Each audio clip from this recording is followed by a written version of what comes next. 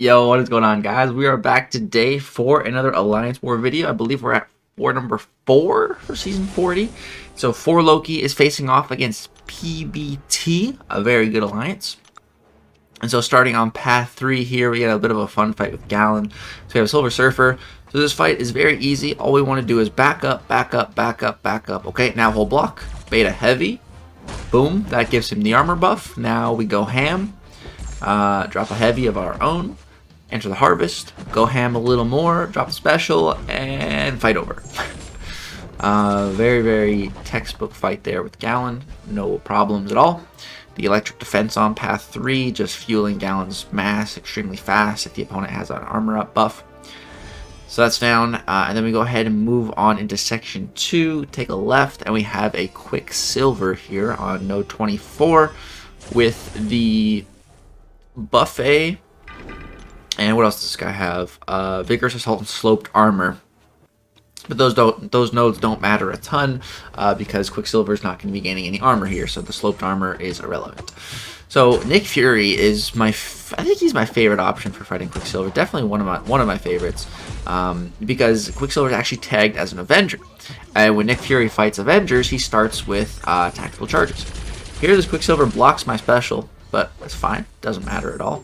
I was just throwing that to stay above 5 of our tactical charges, and I'm just blocking these specials, and I'm just not punishing them, waiting for him to come to me, parry him, and then do my 5-hit combo ending in a light to apply the fat bleed, and that's Quicksilver down in about 35 seconds.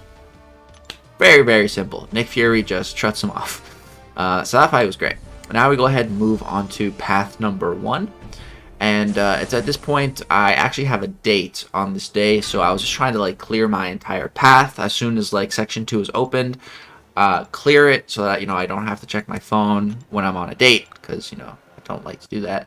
I like to just turn on Do Not Disturb and put my phone away. It's because, typically on most days, like I am on my phone all day, or like I have my phone next to me all day and like I'm checking it like all throughout the day. It's nice to just not be on my phone for a certain period of time aside from sleeping. It's really nice to take a break.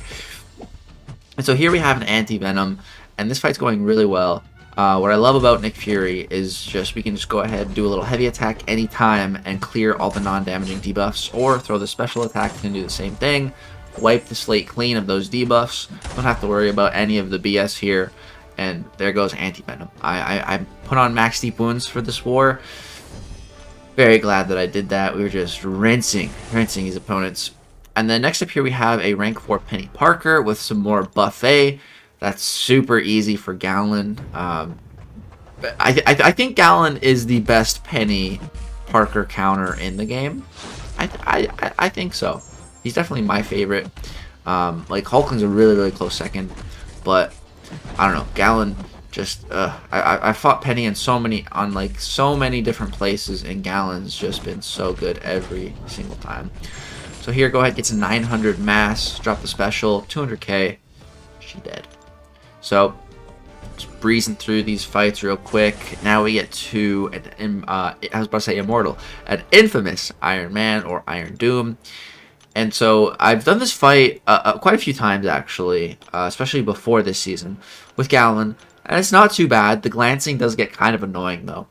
But the very interesting thing this season, taking this fight, is Gallon now has the Subdue attacker tactic, which goes ahead and grants us Neutralize on our basic attacks and Fate Seal on our special attacks. So you're going to actually see we're going to incinerate Infamous Iron Man here. Even though he's Incinerate and Shock Immune, that is only while he has his armor buff active.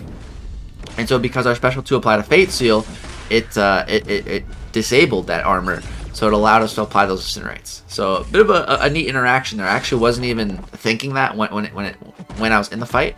I was like, oh yeah, I kind of forgot about that. So it just makes this fight easier this season. But at this point in the fight, things are getting a little bit out of control, and I'd like to kill him here. I'm hoping that this just kills. And it almost does, 4%. But thankfully, again, normally that would be a big blunder there, leaving him at 4%, because then he would heal up. But again, we Fate Sealed him. So no regen and no armor, which is fantastic. So clear all those fights. Then I went on a date, and it was great. And so now you see we come back like 10 hours later. And now everything's open. It's just too many bosses, which I was assigned, and then the boss. And so there was like 2 people that could have taken the boss, me and someone else. But since it was all left up for me, I was like, okay, I'll do it. So this was recorded at 4 in the morning. I had just gotten home from the date, 4 in the morning. I was tired, and I'm like, all right, let's just, you know, get these fights done, and then I can just knock out, go to bed. So up first, we have the fight that I was scared of, very scared of, and that is Jessica Jones. I think Jessica Jones is a top 5 defender in the entire game. I think she is that good of a defender. She is my most wanted champion. Well, no, I'd say I want Cassie more. Yeah, and I kind of want Zemo more too. But she's definitely one of my most wanted champions. But and I want her even more because like I can't have her because she was only acquirable through, you know, the gifting event, which I really did not go too hard on. So I had no chance of getting her unless I got like insanely lucky, which of course I did not. So here you're going to go ahead and see that I decided to invert my combo just so that we can also get a bulwark buff. Right there we caught a little bit of a combo, but that is okay. So boom, there we go, we get the bulwark.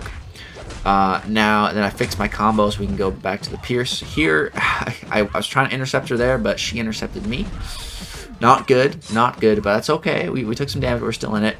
I need to be hitting into her block, and it would be a lot better if I wasn't cornered. It would be a lot easier to hit her block. And there you see she dexed. Right there, I parried by accident, but because I built that bulwark buff, I'm stun immune. So I'm really glad that I decided to do that. That was a very good decision. And so I'm just really trying to fight my way out of its corner. I just need to start hitting into her block more because that's the only way I'm going to be able to build power on this node here because it has polka dot power gain. So regular combative power won't work. You know, getting hit, hitting the opponent, it's not going to grant any power. But Valkyrie has a little bit of a unique way to gain power, and that's through blocked hit. She gets a little bit of power gain. So we're able to really utilize that to its full extent here, and that's also why I put on a power start 1. So we're already halfway to that special 2, and then boom, here we go, get to that special 2. We shrug off the weakness debuff she puts on us. We hit a pretty hard special 2. Went to hit her block, but she dropped her block, so I hit her with a 3-hit combo, and she went down. So I was really scared of that fight, and it definitely did not go exactly how I planned. We got hit a lot, but we didn't die, and at the end of the day, that's the only thing that matters. We didn't die, so I was happy.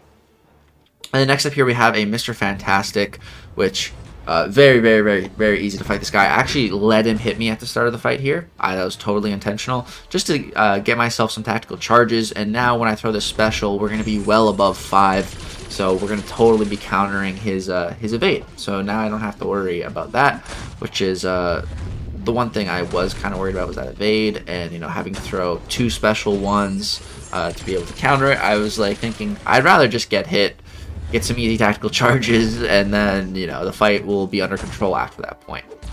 So sometimes getting hit on purpose is a good strategy, especially against Mr. Fantastic. You know, he's applying so many debuffs to us that we're probably going to heal most of that back. So you know, we're still at 86% and still healing, and I'm also purifying the debuffs. I could have totally slow played and tried to rebuild my health all the way back to full if I really wanted to, but there's no need for that. It really doesn't matter if I come out of here with any amount of health or second life. Like, as long as I don't die twice, that's all that matters, you know, because we have our second life as a backup. And you can see the fight's over. Or actually, he went red. He got to a special 3 there. He didn't throw it, though. But again, even if he did, it wouldn't have mattered. Even if it killed me, it still wouldn't have mattered. And yeah, that fight was super easy. So now we get to the boss. This big APOC, rank 5. 700,000 health. I'm thinking, okay. We got Gallon. Let's do this. Gonna go ahead and throw on an invulnerability boost. I'm boosted to the moon. Let's go. We got this. Rank 5 versus rank 5. Gonna throw on a cosmic boost too, just cuz. And I do fight APOC quite a bit. I fight him every day in Alliance Quest, so you know I'm pretty used to fighting him. I can't really evade his specials all that much, and right at the start here I get parried. That's a fantastic way to start a fight, you know, just getting parried. So silly. But yeah, so I can't evade like the balls on his special 2, and here you see I messed it up there. But I blocked the first part of special 1. Typically when I'm on my A game, you know, I parry, block, dex his special 1, the beam part, which I'm sure we're gonna see in a second here. And also this APOC just did not want to throw specials. Like, I'm trying so hard to bait these specials. I'm like, dude, just throw your special. Come on. So here he finally throws it. So boom, you're gonna see parry. That was perfect. That's what I can do, you know, like 90% of the time. Parry, block, dex. And that's the way I can just mitigate, you know, his special 1 damage. And now you're going to see here, I'm going to do that same thing. I'll try to. But no parry. And I just get hit by it. And I'm just like, what? Like, I'm never one to, you know, to bring up inputs. But that felt like I parried that. Like, you know, I fight APOC so much. I'm so practiced in parrying that first part of special 1. Like, it felt like a good parry. It felt like a good parry. But I guess it wasn't. And so I died. And then at that point, I just went to bed. Because like I said, it was 4 in the morning. I was just done.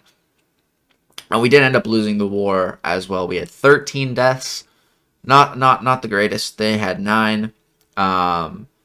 So yeah, definitely felt bad that we lost, and I died. I contributed to that loss.